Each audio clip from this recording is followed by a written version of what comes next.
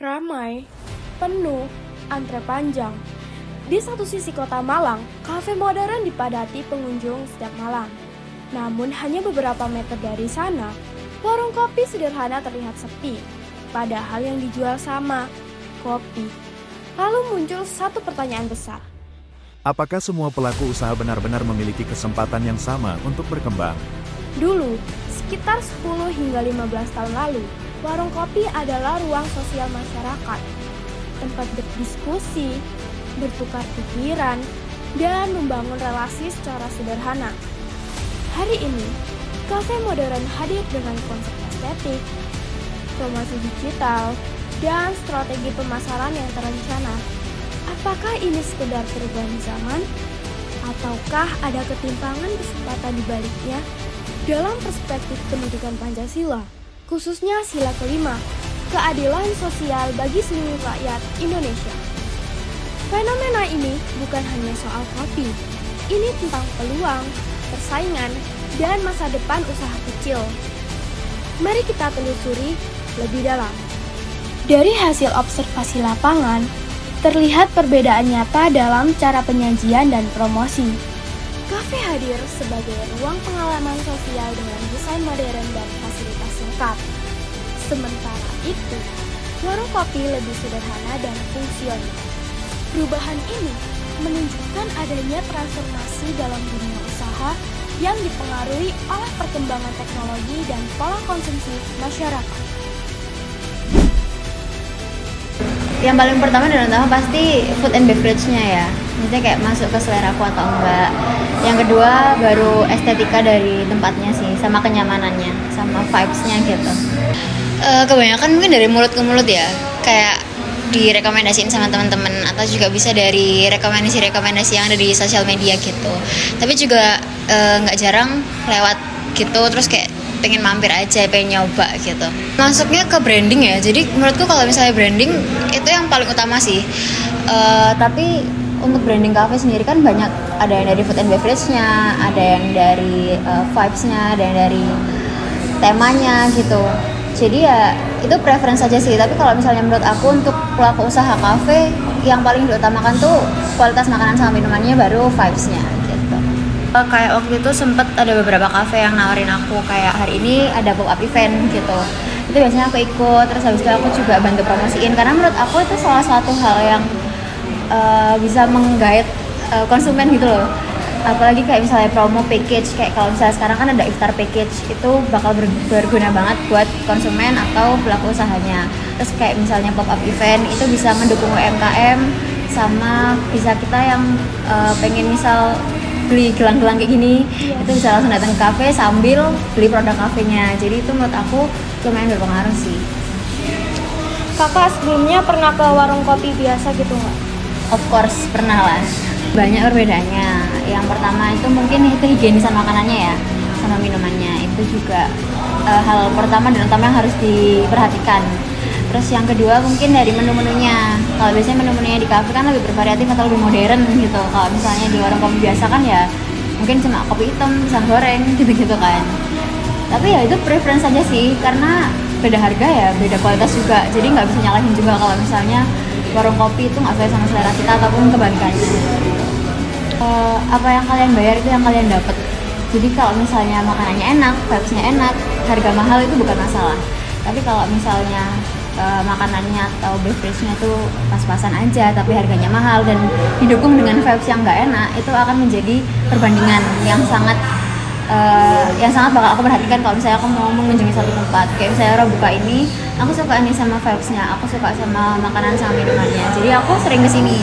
Tapi kayak misalnya makanan kafe-kafe lain yang menurut aku overrated dan overpriced tapi biasa aja, itu aku malah jarang kesana sih, karena kayak ada yang lebih bagus dan lebih murah dan lebih worth it gitu sih. Berdasarkan grafik, faktor utama mengunjungi kafe terbagi secara merata. Hobi, kenyamanan, daya tarik tampilan, dan sosialisasi masing-masing memiliki persentase sebesar 25%. Berbeda dengan warung kopi, faktor kenyamanan mendominasi dengan persentase 62,5%. Sementara itu, sosialisasi sebesar 25%, dan menu sebesar 12,5%. Hal ini menunjukkan bahwa konsumen kafe memiliki alasan yang beragam dan seimbang dalam memilih tempat. Sedangkan pada warung kopi, kenyamanan menjadi alasan utama yang paling menonjol dibandingkan faktor lainnya. Dari perbandingan tersebut, terlihat bahwa kafe menawarkan pengalaman yang lebih beragam. Sementara, warung kopi lebih menonjol pada aspek kenyamanan. Dengan demikian, dapat disimpulkan bahwa perbedaan daya tarik antara kafe dan warung kopi terletak pada variasi pengalaman yang ditawarkan pada konsumen. Kalau dari kami di FBG itu biasanya ada promo. Jadi para kita ini gabung ya, kita senang dilihat jadi satu. Jadi biasanya kita ada banding untuk dilihat main berapa jam, misalnya ada juga bonus beverage atau minuman.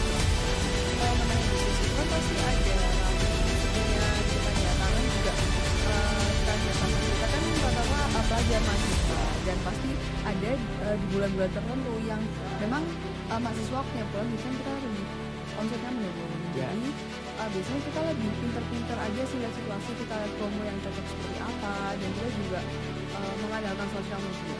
Lebih sering ada event, jadi kita kerjasama sama IO, mereka buat turnamen, jadi kita juga bisa sell up-nya itu di situ. Jadi kayak waktu kita seperti itu biasanya kita ada event main biliar gitu ya. Iya, betul. Fokusnya tuh sebenarnya di Instagram.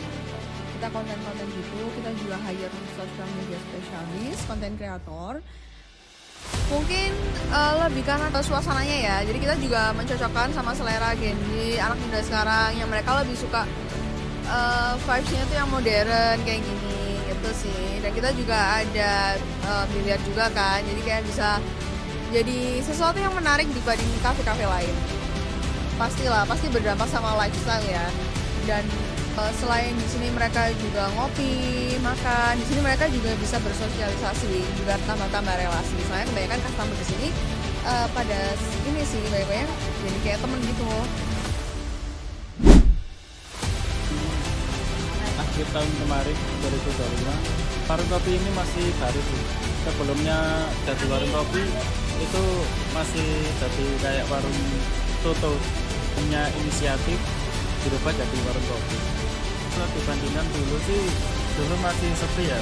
Mungkin orang sekarang itu kayak anak residential sekarang itu suka warung kopi atau tempat tongkrongan itu yang lebih ke sama klasik atau retro.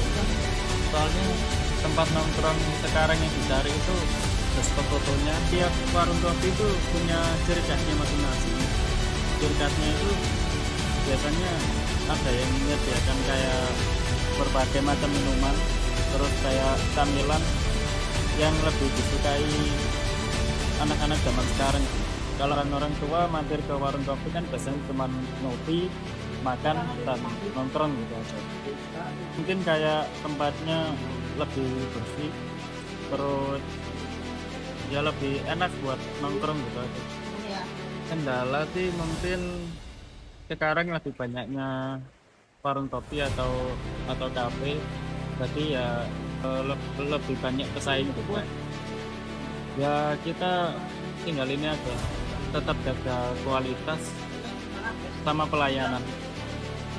Harapan sih kita lebih meningkatkan pelayanan, juga kualitas ya terutama sih pelayanan. Menurut suatu data, sebagian besar Gen Z Indonesia meminum kopi 1 hingga 2 kali dalam seminggu. Data ini menunjukkan bahwa kopi telah menjadi bagian dari lifestyle tren generasi muda dan mempengaruhi dalam consumer behavior mereka. Penelitian dalam jurnal Alkalam menyebutkan bahwa remaja memilih kopi karena suasana dan kenyamanan. Studi lain di jurnal peradaban menunjukkan bahwa digital marketing dan service quality berpengaruh terhadap konsumen. Hal ini memperkuat brand sosial media sekaligus membentuk customer experience yang lebih baik di kalangan muda. Sementara itu, penelitian dari Jurnal Teknologi UPI menunjukkan bahwa banyak UMKM kopi masih menghadapi kendala dalam penerapan pergerakan digital marketing. Ramainya kafe modern dan sepinya warung kopi bukan sekedar soal tempat nongkrong. Ini tentang siapa yang mampu bertahan di tengah perubahan zaman. Sejarah terus bergerak, gaya hidup berubah, strategi promosi berkembang. Tapi satu hal yang tidak boleh berubah, keadilan sosial. Apakah persaingan hari ini benar-benar adil? Ataukah yang kuat dalam promosi akan selalu lebih didengar? Dalam filosofi Jawa, ada pepatah, urip iku urip. Hidup itu harus memberi cahaya. Maka pertanyaannya sekarang, apakah perkembangan ekonomi kita sudah memberi cahaya bagi semua atau hanya bagi sebagian? Karena pada akhirnya, keadilan sosial bukan sekedar sila dalam Pancasila, tapi tanggung jawab kita bersama.